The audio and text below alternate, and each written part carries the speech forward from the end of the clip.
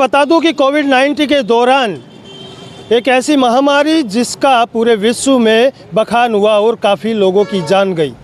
उसी कोविड-19 के दौरान यूटीबी कर्मचारी हो या एएनएम वाले हो या जीएनएम, ऐसे लोगों को कईयों को संविदा पर नर्सिंग ऑफिसर के तौर पे लगाया गया, जो कि यूटीबी कर्मचारियों को स्वास्थ्य विभाग में या मेडिकल डिपार्टमेंट में कहूँ कि रीढ़ की हड्डी कहते हैं। आज वही कर्मचारी दर दर ठोकरे खा रहे हैं अपनी नौकरी को लिए। हमारे साथ सुनीता है जिससे बात करेंगे, क्या कुछ मामला है पूरा।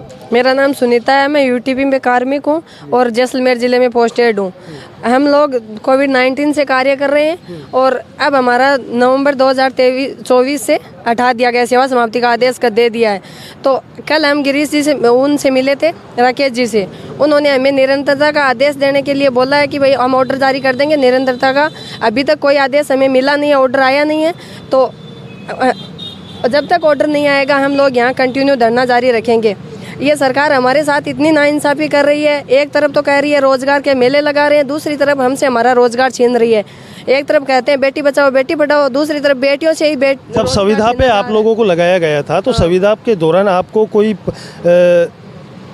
पर्ची लिख के दी थी इन्होंने कि आपको परमानेंट रखा जाएगा या कुछ? हमें अस्थायी तौर पे लगाया गया था, लेकिन अभी जो पोस्टिंग आई है उसके बाद भी हमारे ज़िले में पोस्टिंग खाली पड़ी है, जगह खाली पड़ी है, 100 सब सेंटर खाली पड़े हैं। और जहाँ पे जैसे मैं हूँ वहाँ पे कोई पोस्ट नहीं आई है, फिर भी मुझे हटाया जा रहा है। ऐसा क्यों कर रहे हैं?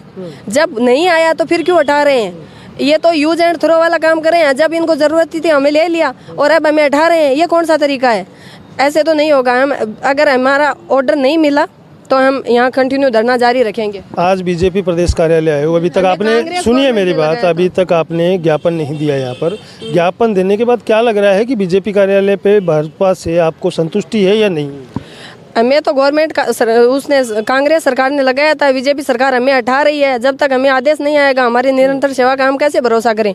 हमें तो आप परिवार के साथ छोड़ के आते हैं अपने बच्चों को, सबको, क्या कह के आते हैं घर पे? घर पे क्या बोल के आते हैं आप लोग? घर पे तो हम क्या बोल के आए पहले तो हम क्या बोले उनसे, किस हिसाब से हम अपना उनको मुंह दिखाएं? हमें 3 साल हमने काम कर लिया है, अब हम घर कौन सा मुंह लेके जाएं?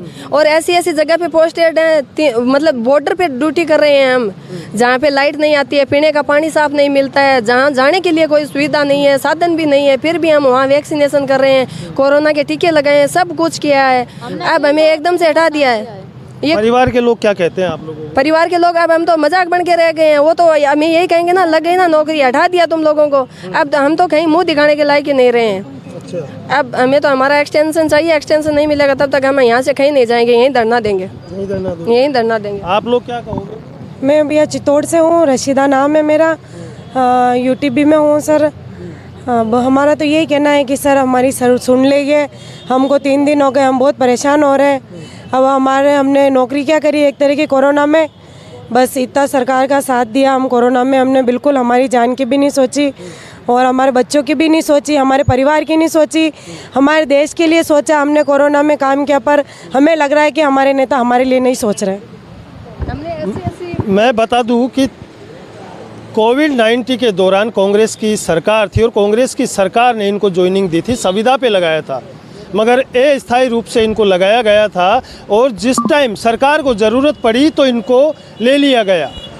उस मौत के महामारी के अंदर इन बालिकाओं के साथ इन बालिकाओं ने अपनी जान को जोखिम में डालकर उस कोरोना काल, कोविड काल में, महामारी में लोगों की सेवा की और उन सेवाओं को दी।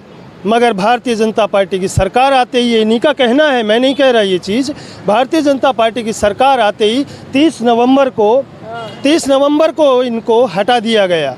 अब ये दर दर ठोकरे खा रही है, परेशान है और ये कह रही है कि हमें अगर स्थायी नहीं किया गया या नौकरी नहीं दी गई तो हम धरना देंगे या प्रदर्शन करेंगे। उग्र प्रदर्शन का ये दावा कर रही है क्योंकि बेरोजगारी चरम पर है और उसी बेरोजगारी को लेकर खासकर बात करें तो राजस्थान की जो महिला है, लगातार आप लोग ये जो काम कर रहे हैं, परिवार को छोड़ के यहाँ पर आते हैं, तो परिवार के मजाक बन के रह गए। परिवार वाले आपके पति हैं या जो भी है, क्या कहते हैं वो लोग? बीजेपी सरकार आने के बाद में एक महीने की हमें लॉलीपॉप दे के और हमें बेला फुसला के काम करवा दिया 3 साल कोरोना काल में। और अब जैसे परमानेंट आई तो हम सबको घर भेज दिया और हम सब वहाँ पीने का पानी तक भी नहीं था। हमने अच्छी तरह से ड्यूटी की और अब आने के बाद में कांग्रेस सरकार ने लगाया और बीजेपी सरकार आते ही हमारे साथ घोर अन्याय कर रही है। अगर आपको नौकरी नहीं मिलती है तो क्या करोगे आगे? हम यहाँ धरना देंगे, कंटिन्यू धरना देंगे जब तक हमें एक्सटेंशन नहीं मिलेगा। हम कहीं नहीं जाएंगे।